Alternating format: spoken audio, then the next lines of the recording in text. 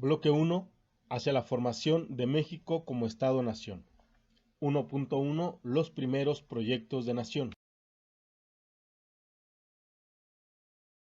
El 27 de septiembre de 1821, el ejército trigarante entró de manera triunfal en la Ciudad de México.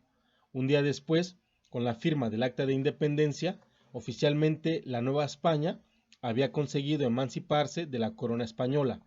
Sin embargo, el panorama era incierto, sobre todo porque Fernando VII rechazó los tratados de Córdoba. Mediante dicho documento, firmado por Agustín de Iturbide y Juan de O'Donojú, se invitaba a alguien de la dinastía borbónica a gobernar el territorio mexicano, con la idea de mantener cierta continuidad política adoptando un sistema monárquico. La negativa española planteó un escenario político complejo. Edificar el nuevo país no sería una tarea fácil debido a la crítica situación económica. Las actividades comerciales estaban paralizadas. Los caminos eran intransitables. No se contaba con recursos suficientes para financiar los gastos gubernamentales y no había relaciones comerciales con otros países, pues tardaron en reconocer la independencia. Por ejemplo, España reconoció a México como país independiente hasta 1836. El país tardó poco más de 50 años para lograr cierta estabilidad política, por lo cual la primera mitad del siglo XIX fue caótica. México no encontró fácilmente el rumbo y las ambiciones de las potencias extranjeras supieron aprovechar dicha inestabilidad para invadir un territorio vulnerable y dividido. Los desacuerdos entre los diversos actores impidieron que la consolidación nacional fuera rápida y duradera. Una pregunta que guió la compleja labor fue: ¿qué sistema de gobierno se adoptaría en el país recién independizado? Las opciones que se ensayaron tuvieron relación con dos modelos: el monárquico europeo y el republicano americano. Contexto histórico en el que surge México como país independiente. Los proyectos de nación.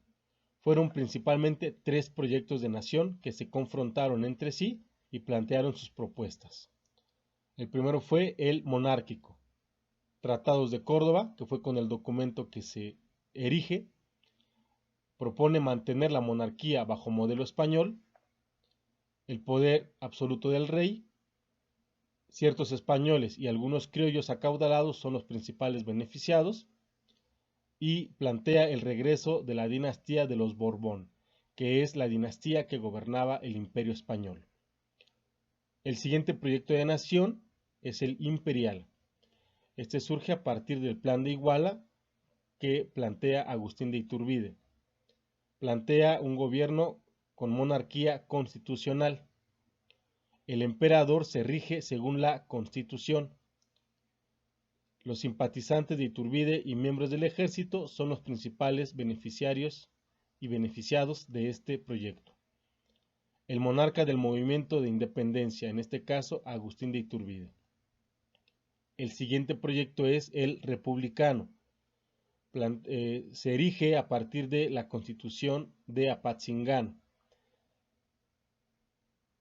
Plantea una república con división de poderes: el ejecutivo, el legislativo y el judicial, que son los que mantenemos hasta el día de hoy. Los principales beneficiados son los criollos y la clase media cultivados, es decir, la aristocracia, los intelectuales, y plantea la elección democrática de presidente. Analizaremos cada uno de los tres proyectos por separado. Primeramente, el proyecto monárquico, adoptado por los tratados de Córdoba. El nombre del territorio mexicano que se le dio fue Imperio Mexicano.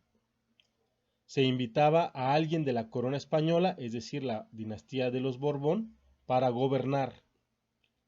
Se crea la Junta Provisional Gubernativa, en lo que se elegía al gobernante, en este caso en lo que España enviaba a un representante de los Borbón, es decir, de la corona española. Se adopta una monarquía constitucional como nueva forma de gobierno.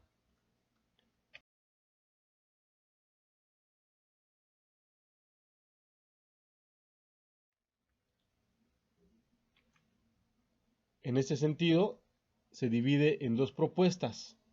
La propuesta de los liberales, que plantea y que deriva de una logía masónica yorquina.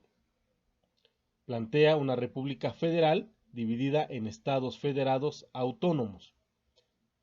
Plantea la división de poderes, en este caso ejecutivo, legislativo y judicial. Plantea también las libertades individuales. Rechazo de los privilegios de la Iglesia y el Estado. Es el proyecto liberal republicano. El proyecto conservador o de los conservadores también es republicano, pero plantea y surge a partir de la propuesta de la logía masónica escocesa. Plantea una república central dividida en departamentos no autónomos, es decir, con un gobierno centralizado. Plantea una división de poderes con un gobierno central llamado Supremo Poder Conservador, del cual derivan el ejecutivo, el legislativo y el judicial. Y, a diferencia de los liberales, los conservadores defendían los privilegios de la Iglesia y el Estado. El último tipo de proyecto de nación planteado fue el proyecto imperial. Este fue lo que se llamó el Imperio de Agustín de Iturbide o el Imperio de Iturbide. Inició en 1822 y fue coronado como emperador de México. Descubrió una conspiración en 1822 y mandó a encarcelar a los implicados. Disolvió el Congreso el 31 de octubre de 1822 y lo reemplazó por una junta instituyente. Hubo una crisis económica y política debido a que Iturbide cerró el comercio con el extranjero y las potencias no reconocían la independencia del país. El 6 de diciembre, Santa Anna y Guadalupe Victoria proclamaron el Plan de Veracruz, exigiendo la restauración del Congreso y desconociendo a Iturbide.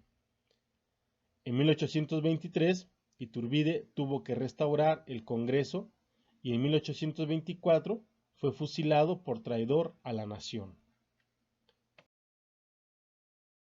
Diversas posturas e ideologías políticas, principalmente fueron tres, las cuales obviamente cada una de ellas defendía uno de los diferentes modelos de proyecto de nación.